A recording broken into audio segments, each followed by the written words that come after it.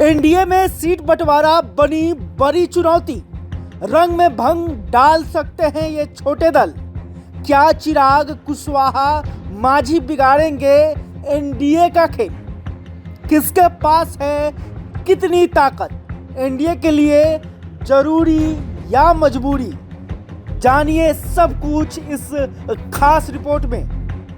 नमस्कार, आप आर्यन खबर देख रहे हैं। मैं हूं परमवीर सिंह। बिहार में विधानसभा चुनाव को लेकर गर्माहट तेज हो गई है। सभी पार्टियां चुनाव की तैयारी में लग गई है और पिछले कुछ घटनाक्रमों को देखते हुए यह लगभग तय माना जा रहा है कि इस बार का भी विधानसभा चुनाव एनडीए बनाम महागठबंधन की होगी। और इस लड़ाई में कुछ ऐसी छोटी पार्टियां हैं जो खेला करने के लिए तैयार हैं, यानी कि ये मिलकर एनडीए का भी खेल खराब कर सकते हैं या चाहेंगे तो महागठबंधन का भी खेल खराब कर सकते हैं। खासकर एनडीए की बात करें तो जदयू और बीजेपी को अपने सहयोगी दलों को साधना आसान नहीं होगा, क्योंकि जिस तरह से बीजेपी के प्रदेश अध्यक्ष दिलीप जायसवाल का बयान आया कि एनडीए में सीटों का बंटवारा हो गया है, तब से यह घमासान देखने को मिल रहा है। जीतन राम मांझी जो है सीट बंटवारे को लेकर एनडीए के बड़े दलों को आंख दिखा रहे हैं और प्रेशर पॉलिटिक्स कर रहे हैं। इसके अलावा चिराग पासवान भी कम सीटों पर मानने वाले नहीं है। उपेंद्र कुशवाहा जो कि विधानसभा लोकसभा चुनाव में उन्हें बड़ा झटका लगा था, वो अब सतर्क हैं। तो देखना होगा कि उपेंद्र कुशवाहा, जीतन राम मांझी और चिराग पासवान को एनडीए कैसे साधती है। अगर जीतन राम मांझी के वर्तमान ताकत की बात कर लें कि जीतन राम मांझी कितना खेल एनडीए का बिगाड़ सकते हैं, जीतन राम मांझी एनडीए के लिए कितना जरूरी है, तो इस बात को समझने के लिए हम आपको वर्तमान ताकत की बात करते हैं। देखिए, अगर मौजूदा राजनीतिक स्थिति को देखें तो जीतन राम मांझी सीटों को लेकर सबसे ज्यादा आक्रामक नजर आ रहे हैं। वो न सिर्फ सीटों की डिमांड कर रहे हैं, बल्कि उन्होंने यह भी कहा है कि कोई भी उन्हें हल्के में लेने की कोशिश नहीं करे। जीतन राम मांझी की पार्टी की मौजूदा स्थिति की बात करें तो अभी उनके पास एक लोकसभा की सीट है जहां से वो खुद सांसद हैं। 4 विधायक और 1 एमएलसी उनकी पार्टी से हैं। उनके बेटे संतोष सुमन जो एमएलसी हैं, वो बिहार सरकार में मंत्री भी हैं। हाल ही में बहू दीपा मांझी भी इमामगंज से विधायक बन चुकी हैं। जीतन राम मांझी की ताकत मुसहर और भुइयां जाति के वोटर हैं। बिहार जातीय जनगणना 2022 के अनुसार बिहार में मुसहर जाति की जनसंख्या करीब 40 लाख है, जो जनसंख्या का 3% हिस्सा है। वहीं भुइयां जाति की संख्या भी करीब 1% है। बाकी गया क्षेत्र में अन्य जातियों पर भी जीतन राम मांझी की पकड़ मानी जाती है। मांझी कब किधर होंगे इसकी गारंटी कोई नहीं ले सकता। 2015 के विधानसभा चुनाव में हम पार्टी एनडीए के साथ थी और 21 सीटों पर चुनाव लड़ी थी, लेकिन एक ही सीट पर सफलता मिली। और वोट प्रतिशत की बात करें तो 2.3% वोट आया था। 2019 के लोकसभा चुनाव में, यानी जब नीतीश कुमार एनडीए में वापसी कर चुके थे, तब मांझी महागठबंधन के साथ हो गए। हम पार्टी को 3 सीटें मिली, लेकिन जीत दर्शन नहीं हुआ। मात्र 0.2% वोट मिले। 2020 में फिर मांझी एनडीए के साथ आ गए और नीतीश कुमार की जमकर तारीफ की। 2020 विधानसभा चुनाव में हम पार्टी को 7 सीटें लड़ने को मिली। हमने बेहतर प्रदर्शन करते हुए 4 सीटों पर जीत हासिल की। वोट प्रतिशत 2015 से कम होकर 0.89% रह गया। हालांकि इसका मुख्य वजह यह था कि 2015 के मुकाबले 2020 में हिंदुस्तानी अवाम मोर्चा पार्टी ने कम सीटों पर चुनाव लड़ा था। वहीं अब मांझी की कमजोरी की भी बात कर लेते हैं कि आखिर मांझी कहां पर कमजोर पड़ते हैं। देखिए, पार्टी खास करके गया, औरंगाबाद और जहानाबाद में ही ज्यादा सक्रिय है। बिहार के अन्य क्षेत्रों में संगठन उतनी मजबूत नहीं है। इसके साथ ही जीतनराम मांझी की उम्र भी अधिक हो चुकी है। हम पार्टी पर परिवारवाद का गंभीर आरोप भी लगता रहा है। हाल के दिनों में चिराग पासवान से भी इनकी टकराहट सामने आई है। वहीं लगभग यह तय है कि 2020 के मुकाबले हमको कम सीटें मिलेगी, क्योंकि इस बार एनडीए के साथ चिराग पासवान और उपेंद्र कुशवाहा की भी पार्टी है। सीटें सिर्फ 243 की हैं। अब देखना होगा कि मांझी एनडीए पर कितना दबाव बनाने में कामयाब होते हैं और एनडीए इनको कैसे संभालती है।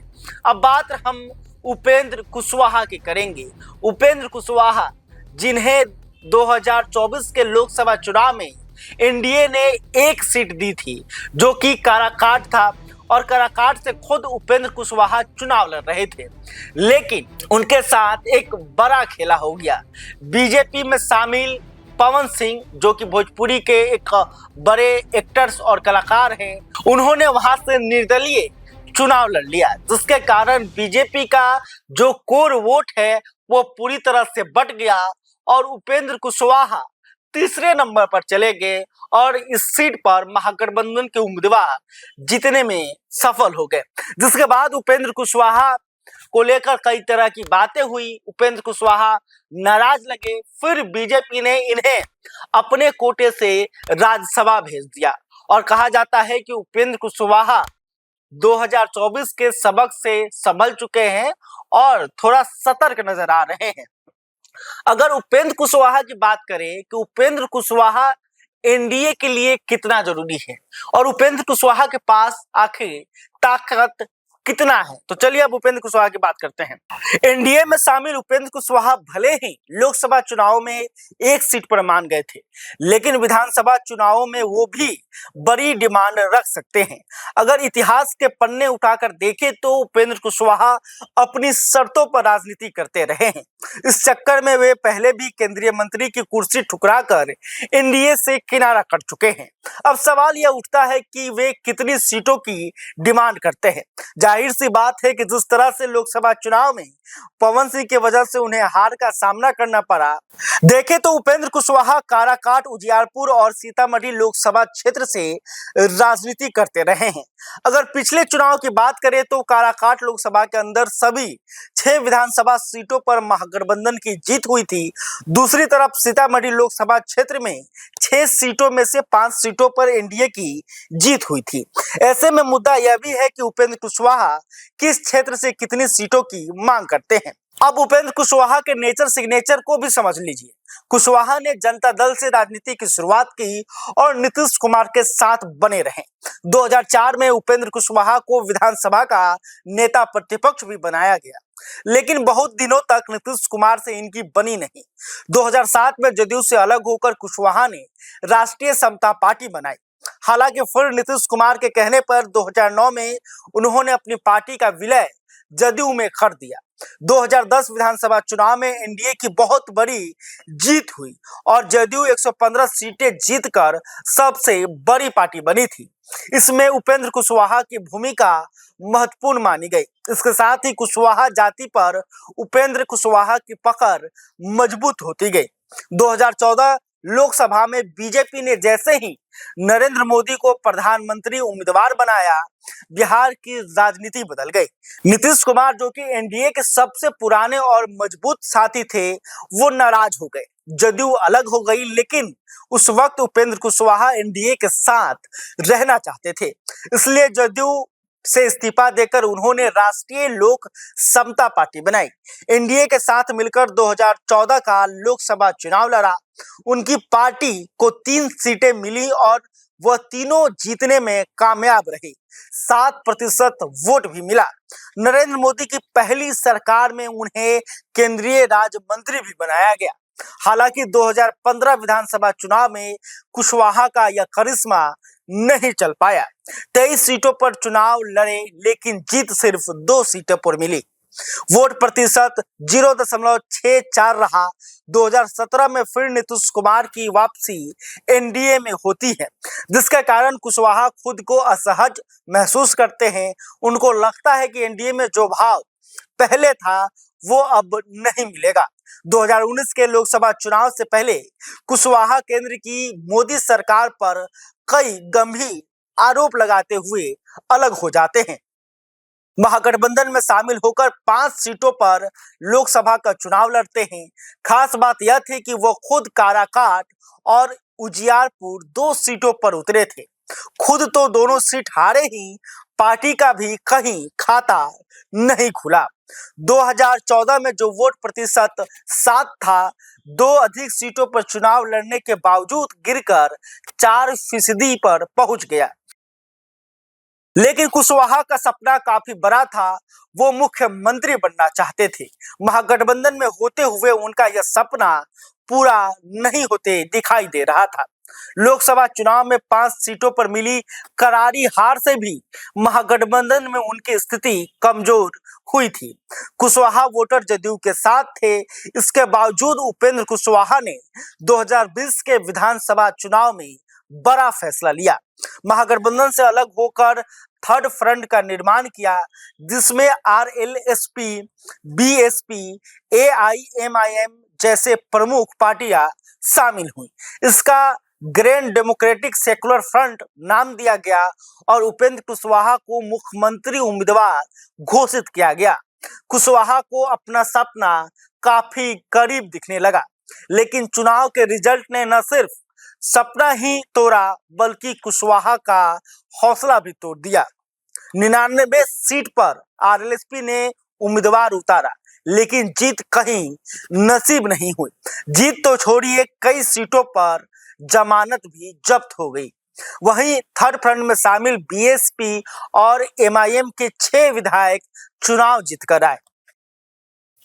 वैसे हम और आरएलएम की गिनती भले ही छोटे खिलाड़ियों में हो, पर अभी भी कुशवाहा के पास 1 से 3% वोट बैंक है, जिसे एनडीए नजरअंदाज नहीं करेगी। 2024 के लोकसभा चुनाव में लालू यादव ने जिस तरह से कुशवाहा कार्ड खेला था, उसको देखते हुए इसकी अहमियत आप समझ सकते हैं। अब हमने उपेंद्र कुशवाहा की बात कर ली है, अब अगली बारी जो है चिराग पासवान की है।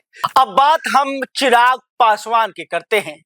चिराग पासवान ने 2020 के विधानसभा चुनाव में कुछ ऐसा खेल किया था जिसके कारण नीतीश कुमार की पार्टी जदयू तीसरे नंबर की पार्टी बन के रह गई थी।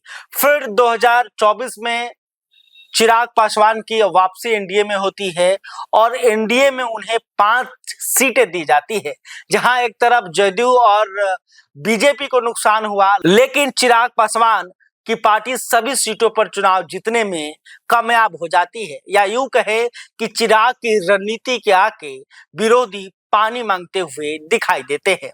अब बात कर लेते हैं चिराग पासवान की ताकत की, क्योंकि चिराग पासवान आखिर इतने जरूरी क्यों हैं?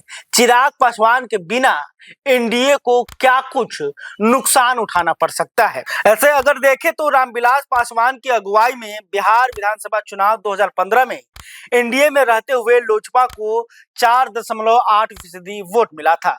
वहीं पार्टी 42 सीटों पर चुनाव लड़ी और 2 सीट जीतने में कामयाब हुई।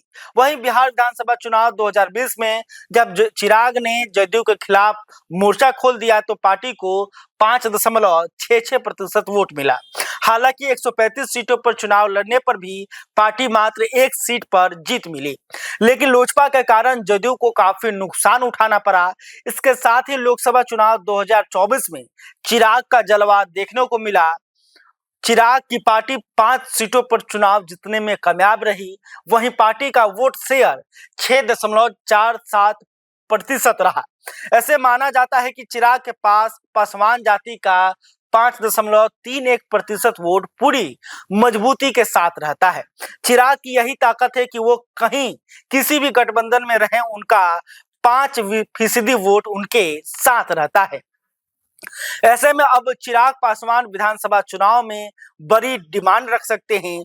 बीजेपी के लिए मुश्किल यह है कि केंद्र में सरकार को मजबूत बनाए रखने के लिए पार्टी चिराग पासवान को नाराज करने का जोखिम नहीं उठा सकती है। वैसे भी केंद्रीय मंत्री बनने के बाद चिराग पासवान कई मुद्दों पर बीजेपी को पीछे हटने पर मजबूर कर चुके हैं। वहीं कई मामलों में अभी भी उनकी राय बीजेपी से अलग है। अगर बात बिहार की करें तो बिहार में भी चिराग पासवान बीपीएससी मुद्दे को लेकर कहीं ना कहीं एनडीए से अलग नजर आए थे। चिराग पासवान भी प्रेशर पॉलिटिक्स के लिए जाने जाते हैं, तो चिराग पासवान को साधना बीजेपी के लिए और खास करके एनडीए के लिए इसलिए जरूरी है क्योंकि चिराग पासवान के साथ 5% वोट रहता है। ये 5% वोट जो है किसी भी सरकार बनाने के लिए और किसी को भी सरकार से हटाने के लिए काफी है। तो आपने देखा कि किस तरह से एनडीए में जो तमाम छोटी पार्टियां शामिल हैं उनकी ताकत क्या है और उनका नेचर सिग्नेचर क्या कुछ कहता है। तो ऐसे में चिराग पासवान को, उपेंद्र कुशवाहा को और जीतन मांझी को जदयू और बीजेपी कैसे साधती है यह देखना होगा। अमित शाह और नीतीश कुमार किस तरह से इन तीनों पार्टियों को अपने साथ रखते हैं और चुनाव के लड़ाई में कैसे लड़ते हैं, ये सब आने वाले समय में पता चलेगा।